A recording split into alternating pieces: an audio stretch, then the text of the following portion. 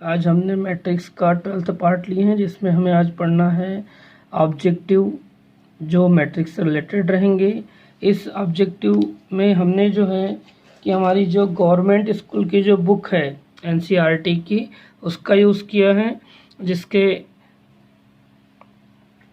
क्या बोलते हैं कि आप लोग के जो इम्पोर्टेंट क्वेश्चंस हैं, यानी कि जो एनसीईआरटी जो आप लोग के गवर्नमेंट स्कूल में जिसका पेपर निकलता है, उसी से हमने पूरे ऑब्जेक्टिव लिए हैं।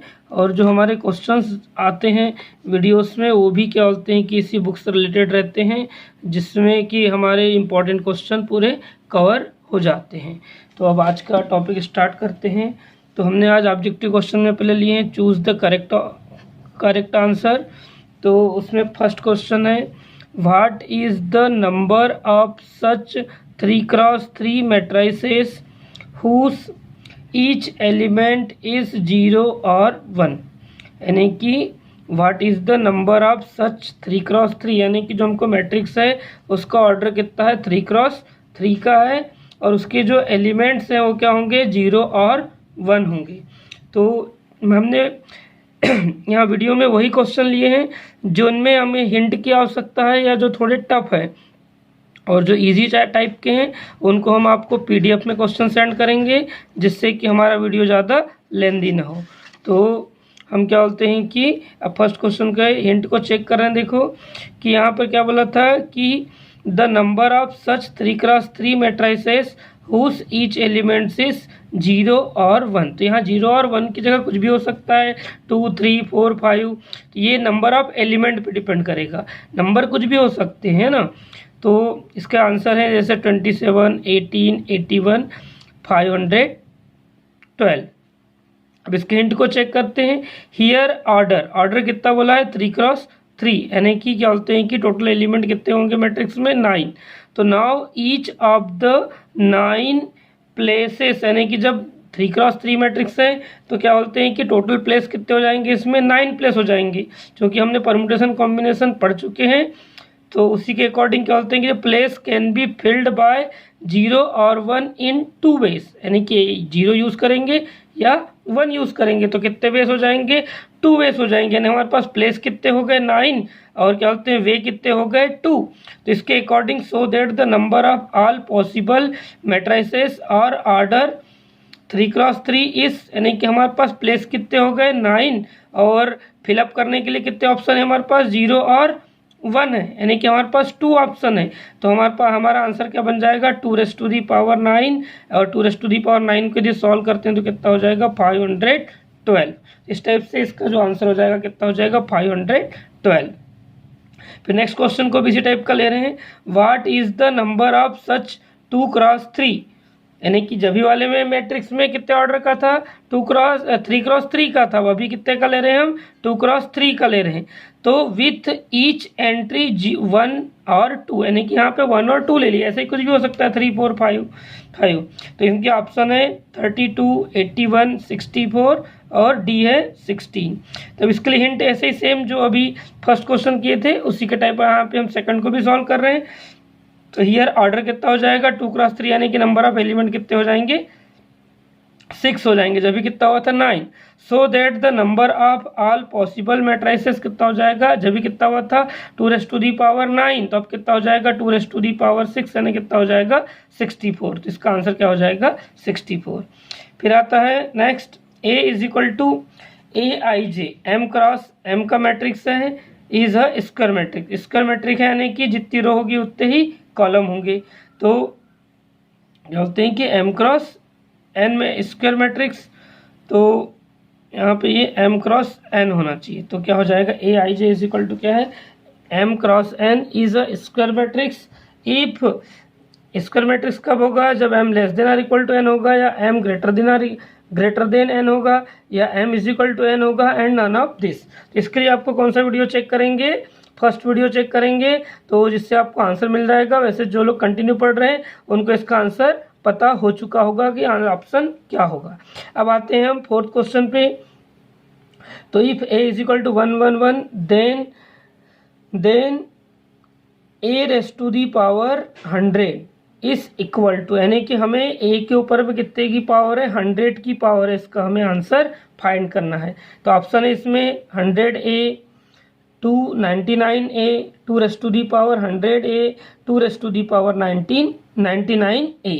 अब इस क्वेश्चन को सॉल्व करते हैं तो पहले हमारे पास ए है, तो हम स्टार्ट करते हैं किससे, ए स्क्वायर फाइंड करते हैं। पहले तो ए स्क्वायर कितना हो जाएगा, ए इंटू ए, यानी कि first row first column first row second column second row first column second row second column. तो इसका मल्टीप्लाई करते हैं तो कितना हो जाएगा 1 + 1, फिर 1 + 1 1 + 1 1 + 1, यानी हमें क्या मिल जाएगा 2 2 2। यहाँ से क्या ले लिए, 2 कॉमन ले लिए तो हम इसके 2 को क्या लिख सकते हैं, 2 के ऊपर 1 की पावर, और फिर क्या मिल जाएगा 1 1 1, यानी कि हम फिर से इसको ए के फॉर्म में नोट कर दिया। यानी हमने ए स्क्वायर की तो हमें क्या फाइंड हुआ, 2 रेज़ टू दी पावर क्या हुआ 1 फाइंड हुआ, यानी कि यहाँ 2 है तो यहाँ क्या हुआ 1 हो गया, यानी कि यहाँ पे 2 है तो यहाँ पे क्या हो गया, जस्ट एक कम हो गया। अब ए क्यूब में और चेक कर लेते हैं तो ए क्यूब कितना हो जाएगा, ए स्क्वायर इंटू ए, यहाँ ए स्क्वायर की वैल्यू पुट कर दी, यहाँ ए की वैल्यू पुट कर दी। अब क्या बोलते हैं, first row first column first row second column second row के लिए second row second column second row second row first column फिर सेकंड रो सेकंड कॉलम। अब इसको मल्टीप्लाई करके कितना होगा 2 + 2 2 + 2 2 + 2 2 + 2, यानी कितना फाइंड हो गया हमें 4 4 4। यहाँ से हमने 4 कॉमन ले लिए, यानी क्या हो गया 2 raise to the power 2 into A, यानी कि हमें क्या इससे ऑब्जर्व किया हमने कि जब हमने ए स्क्वायर लिए तो कितना आया था 2 के ऊपर में 1 की पावर, ए क्यूब लिए तो हमें 2 के ऊपर कितने की पावर आया 2 की पावर आया। यदि हम ए रेज़ टू दी पावर 4 लेंगे तो हमें 2 की पावर क्या मिल जाएगी 3। तो हम ऐसे ही फाइनल आंसर पे पहुंच रहे हैं कि यदि ए पे 100 लेंगे तो क्या होगा, जैसे 3 था तो क्या आया था 2 आया था, यदि यहाँ 4 की पावर है तो क्या होता 3 हुआ था, यानी कि जस्ट एक कम, जितनी पावर इधर रहती है उससे एक पावर कम होता है। तो वैसे ही क्या हो जाएगा यहाँ पर, यदि यहाँ 100 है तो उससे क्या होगा एक पावर कम, यानी कितना जाएगा 2 raise to the power 99A। तो इस टाइप से आपका क्या बोलते हैं कि आंसर मिल जाएगा जो आपके ऑप्शन में दिया हुआ है, जिससे आप आंसर फाइंड कर सकते हैं, यानी आप इसका आंसर बता सकते हैं। अब आते हैं नेक्स्ट क्वेश्चन पे। 5th नंबर का क्वेश्चन है, if A is equal to 2 0 0 0 2 0 0 0 2 then A raise to the power 5 is equal to. तो अब इसमें भी वैसे ही सेम क्या बोलते हैं कि ऑप्शन दिए अपने को 5A 16A 10A 4 3A। अब इसको सॉल्व करते हैं। पहले तो हमें क्या दिया, A raise to the power 5 find करने वाला है, तो हम क्या पहले यहाँ फाइंड करेंगे ए स्क्वायर, यानी ए इंटू ए। अब क्या कर रहे हैं, फर्स्ट रो का मल्टीप्लाई ए है, दोनों को नोट कर दिए डबल टाइम ए को। अब क्या करेंगे, फर्स्ट रो का मल्टीप्लाई फर्स्ट कॉलम से, फर्स्ट रो का मल्टीप्लाई सेकंड कॉलम से, फर्स्ट रो का मल्टीप्लाई थर्ड कॉलम से। तो कितना हो जाएगा 4 0 0 0 0 0 0 0 0। फिर सेकंड रो का मल्टीप्लाई हो जाएगा फर्स्ट कॉलम से तो 0 0 0, फिर सेकंड रो का मल्टीप्लाई हो जाएगा सेकंड कॉलम से तो 0 4 0, फिर सेकंड रो का मल्टीप्लाई हो जाएगा थर्ड कॉलम से तो 0 0 0, फिर थर्ड रो का मल्टीप्लाई करेंगे फर्स्ट कॉलम से तो कितना हो जाएगा 0 0 0, फिर सेकंड रो फिर थर्ड रो का मल्टीप्लाई हो जाएगा सेकंड कॉलम से तो 0 0 0 हो जाएगा, फिर थर्ड रो का मल्टीप्लाई हो जाएगा थर्ड कॉलम से तो 0 0 4। अब इसको नोट किए तो कितना हो गया हमारे पास 4 0 0 0 4 0 0 0 4, यानी यहाँ से हमने क्या किया कि हमें क्या चाहिए, ए में क्या है 2 2 है तो हमने यहाँ से सबसे 2 कॉमन लिए तो कितना मिल गया 2 इंटू 2 0 0 0 2 0 0 0 2, यानी हमें क्या फाइंड हो गया 2A फाइंड हो गया, यानी कि ए स्क्वायर लिए तो कितना फाइंड हुआ हमें 2A। अब इसी प्रकार से यदि हम ए क्यूब फाइंड करेंगे तो कितना होगा, फिर से एक और 2 बाहर निकल जाएगा तो कितना हो जाएगा 2 इंटू 2A, यानी कि 4A। फिर जब हम A4 लेंगे तो कितना हो जाएगा 3 टाइम 2 हो जाएगा तो A इंटू A कितना हो जाएगा 8A। और जब हम 5 टाइम लेंगे तो कितना हो जाएगा A इंटू A, यानी कि 4 यानी 2 कितने टाइम हो जाएंगे 4 टाइम हो जाएंगे तो कितना हो जाएगा 16। तो इससे आपको क्या हो जाएगा, इसका भी आंसर क्लियर हो जाएगा। तो आपको जो 5th का आंसर है वो आपको ऑप्शन में दिखाई दे रहा होगा, उससे आप उसका आंसर नोट कर सकते हैं। अब आते हैं हम 6th क्वेश्चन पे, if A is equal to 1A 0 1 1 then A raise to the power 4 is equal to. तो इसका ऑप्शन गिवन है 1 A raise to the power 4 0 1, B है 4A 0 4, फिर सी है 4 A raise to the power 4 0 0, और फिर D है 1 4A 0 1। अब इसको सॉल्व करते हैं। यहाँ भी हमें किसको फाइंड करेंगे, ए स्क्वायर को फाइंड करेंगे। तो स्क्वायर फाइंड करने के लिए कितना हो जाएगा, ए स्क्वायर के लिए ए इंटू ए, यानी कितना हो जाएगा 1A 0 1 1A 0 1। अब इसको मल्टीप्लाई किए तो फर्स्ट रो फर्स्ट कॉलम तो कितना हो जाएगा 1 0, फिर फर्स्ट रो सेकंड कॉलम तो कितना हो जाएगा A इंटू यानी 1 इंटू A इंटू 1 कितना हो जाएगा A प्लस A।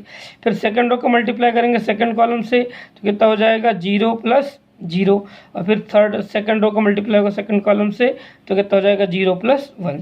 तो आंसर कितना फाइंड हो जाएगा 1 2A 0 1, 1 2A 0 1। फिर आप इसी के एक अब सिमिलरली फाइंड करेंगे A क्यूब तो क्या हो जाएगा, यानी हमको इससे भी आंसर क्लियर नहीं हुआ इसलिए हम क्या फाइंड कर रहे हैं A क्यूब फाइंड करें तो कितना हो जाएगा A square into A square into यानी कि 1 2A 0 1, ये A स्क्वायर की वैल्यू पुट कर दिए, यहाँ पे A की वैल्यू पुट कर दी 1A 0 1। अब मल्टीप्लाई करते हैं तो फर्स्ट रो फर्स्ट कॉलम तो कितना हो जाएगा 1 और 1 प्लस 0, फिर फर्स्ट रो सेकंड कॉलम तो कितना हो जाएगा 1 प्लस A प्लस 2A। फिर सेकंड रो के लिए सेकंड रो फर्स्ट कॉलम तो कितना हो जाएगा 0 इंटू 1 1 इंटू 0 0। फिर लास्ट एलिमेंट के लिए सेकंड रो सेकंड कॉलम तो कितना हो जाएगा 0 1 इंटू 1 1। यानी आंसर हमें क्या फाइंड हो जाएगा 1 3A 0 1। यानी हमने ये ऑब्जर्व किए कि जब यहाँ A स्क्वायर था तो यहाँ क्या फाइंड हुआ है 2A फाइंड हुआ है, जब हमने A क्यूब नोट किए तो कितना हो गया 3A हो गया। इसी प्रकार से A raise to the power 4 लेंगे तो कितना हो जाएगा 4A, यानी कि हमारा आंसर क्या हो जाएगा 1 4A 0 1। ये आपके ऑप्शन में मिल जाएगा आंसर, जिससे आप उसका आंसर नोट कर सकते हैं। अब आते हैं ये जो हम इस टाइप का जो आपको ऑब्जेक्टिव बता रहे हैं इससे इसका ये हमारा ऑब्जेक्ट ये है कि आप लोग ऑब्जेक्टिव को थोड़ा थोड़ा सॉल्व करना सीखें। आप लोग क्या करते हैं स्टूडेंट्स लोग कि ऑब्जेक्टिव को लर्न करते हैं और लर्न करने में भूल जाते हैं। आपको पता होना चाहिए कि ऑब्जेक्टिव का आंसर कैसे आ रहा है, क्योंकि यदि आप आंसर लर्न करेंगे तो आप भूल जाएंगे, लेकिन यदि आप फाइंड करेंगे तो क्या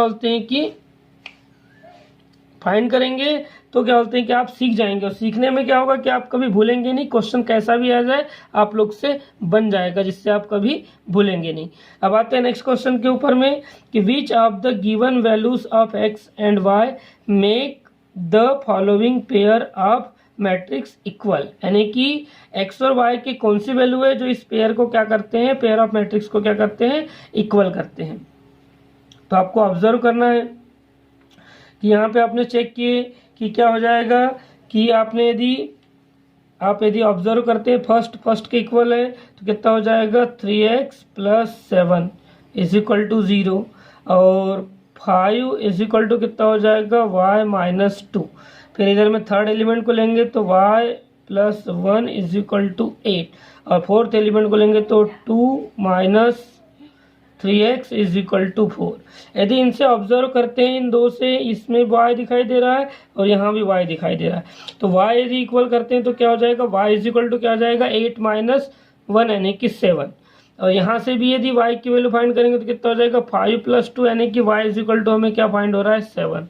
बट हम यदि x के ऑब्जर्व करें तो x इज इक्वल टू इससे फर्स्ट से क्या फाइंड हो रहा है, x इज इक्वल टू कितना हो जाएगा -7/3, यानी कि x की वैल्यू एक वैल्यू क्या आ रही है -7/3। और यहाँ से यदि x की वैल्यू फाइंड करेंगे तो कितना हो जाएगा कि इसको साइड चेंज करेंगे तो कितना हो जाएगा 2, यानी कितना फाइंड हो जाएगा x इज इक्वल टू 2/3, यानी x इज इक्वल टू क्या आ रहा है हमारे पास 2/-2/3। यानी कि यहाँ पे जो है कि y की वैल्यू तो क्लियर है कि y is equal to 7 find हो रही है, बट x की वैल्यू क्या हो रही है डिफरेंट आने के कारण क्या हो जाएगा कि इसका आंसर जो हो जाएगा ना तो 1 फर्स्ट होगा, इसका आंसर क्या हो जाएगा फर्स्ट भी नहीं होगा, थर्ड भी नहीं होगा, फोर्थ भी नहीं होगा, तो इसलिए इसका आंसर क्या हो जाएगा second. Not possible to find, क्योंकि यहाँ क्या हो रहा है कि y की वैल्यू तो सिंगल आ रही है बट x की वैल्यू क्या हो रही है डबल हो रही है, इसलिए क्या बोलते हैं कि आंसर जो है आपका क्या हो जाएगा नॉट पॉसिबल टू फाइंड। यानी कि यहाँ पर जो है कि ये इस टाइप के में x की वैल्यू फाइंड नहीं कर सकते, इसलिए मैट्रिक्स भी क्या हो जाएगा नॉट पॉसिबल टू फाइंड। अब आते हैं हम नेक्स्ट क्वेश्चन पे।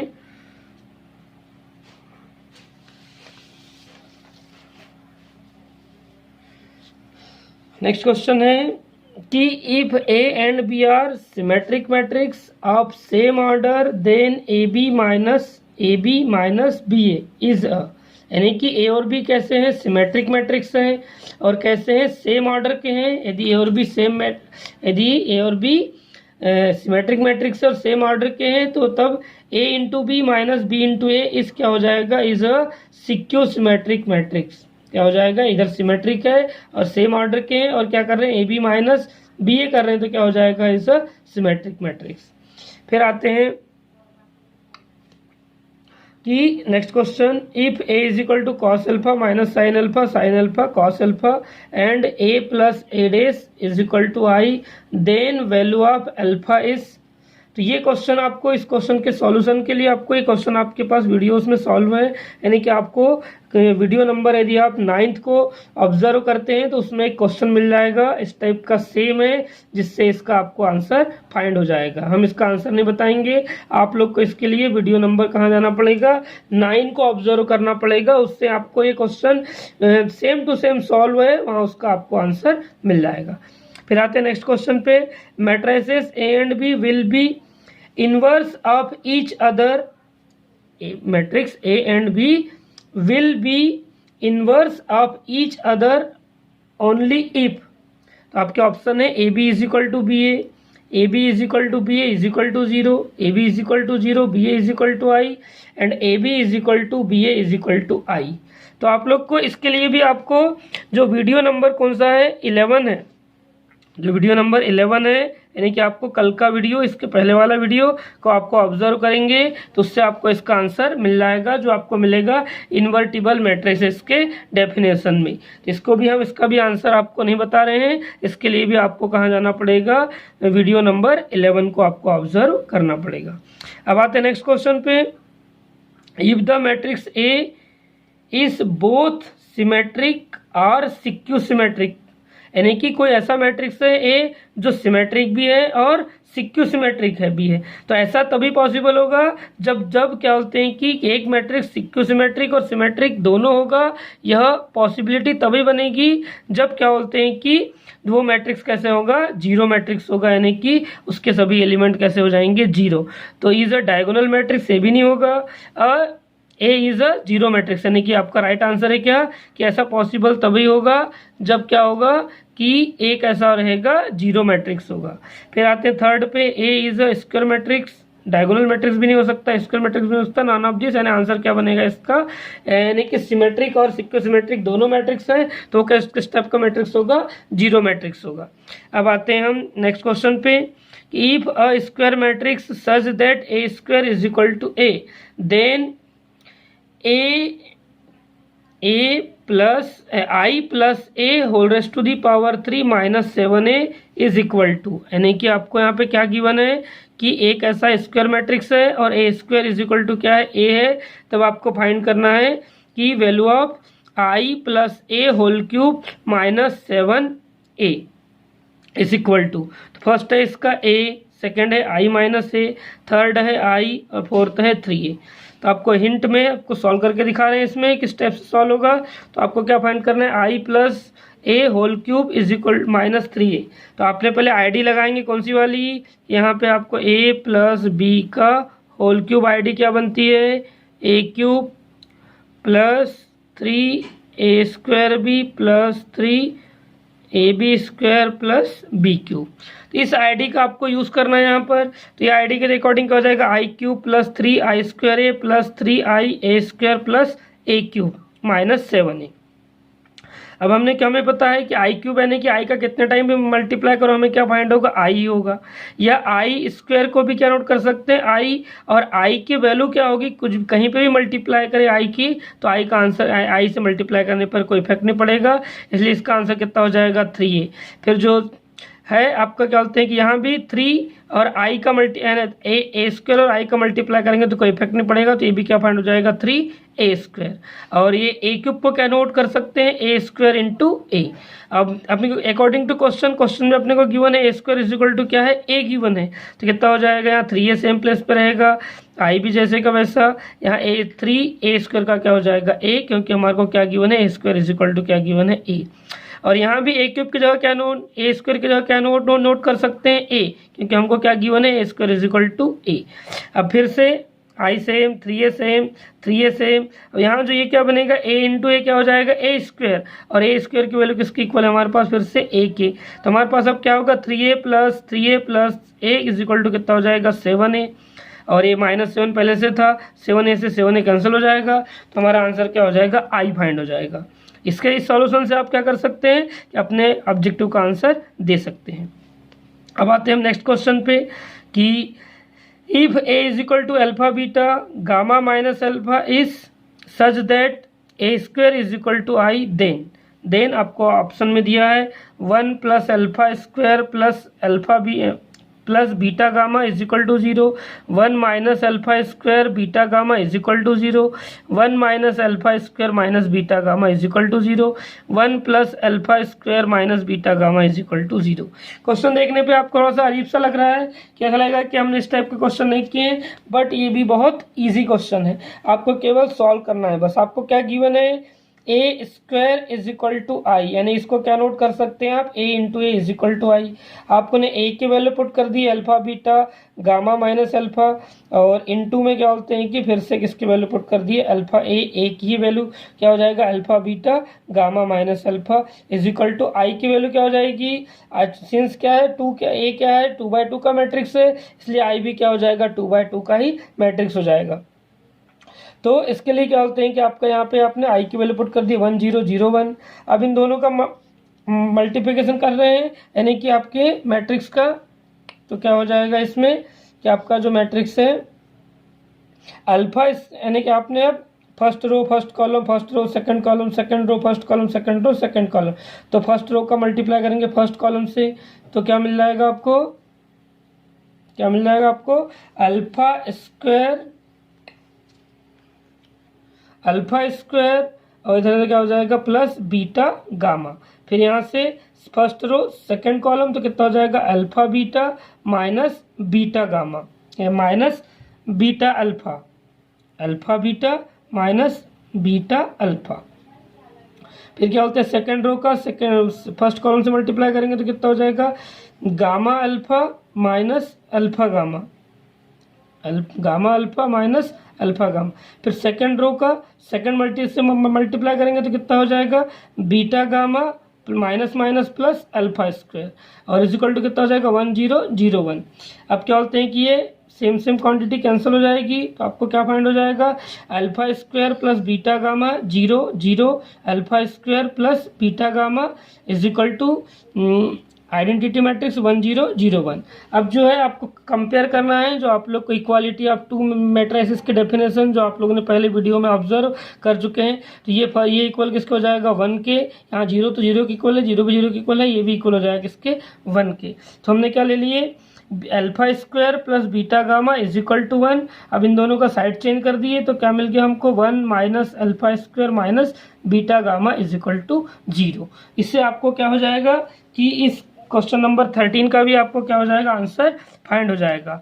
इसके अलावा ऑब्जेक्टिव बहुत सारे हैं, बट क्या बोलते हैं कि हमने वही ऑब्जेक्टिव लिए हैं जो बहुत इंपॉर्टेंट हैं और जिनको क्या बोलते हैं कि सॉल्व करने में आपको प्रॉब्लम हो सकती है, जो क्या बोलते हैं कि डेफिनेशन बेस्ड होने के साथ में न्यूमेरिकल बेस्ड भी है, यानी कि क्वेश्चन जो है कि उसमें आपको क्या बोलते हैं कि सॉल्यूशन भी है जो आपको बनाने में प्रॉब्लम हो सकती थी, इसलिए हमने उन ऑब्जेक्टिव को यहाँ पर लेकर के आपको सॉल्व करवा दिए और इससे आपको एक पैटर्न पता चलेगा कि ऑब्जेक्टिव कैसे सॉल्व करते हैं। नहीं तो स्टूडेंट क्या करते हैं लर्न करते हैं और उनको लर्न करने के बाद में भूल जाते हैं, बट आपको लर्न करने से ज़्यादा अच्छा है कि उसको निकालना सीख जाए। यदि हमको यदि A5 बोला है और क्वेश्चन यदि A7 का भी आ जाए तो भी हम उसका आंसर निकाल सकते हैं। यदि क्वेश्चन A100 का बोला है और हमको A⁻100 का है और हमको यदि क्या बोलते हैं कि A200 का भी आ जाए तो हम सॉल्व कर सकते हैं, इसलिए आपको सॉल्यूशन बनना चाहिए। इसके अलावा और भी ऑब्जेक्टिव हैं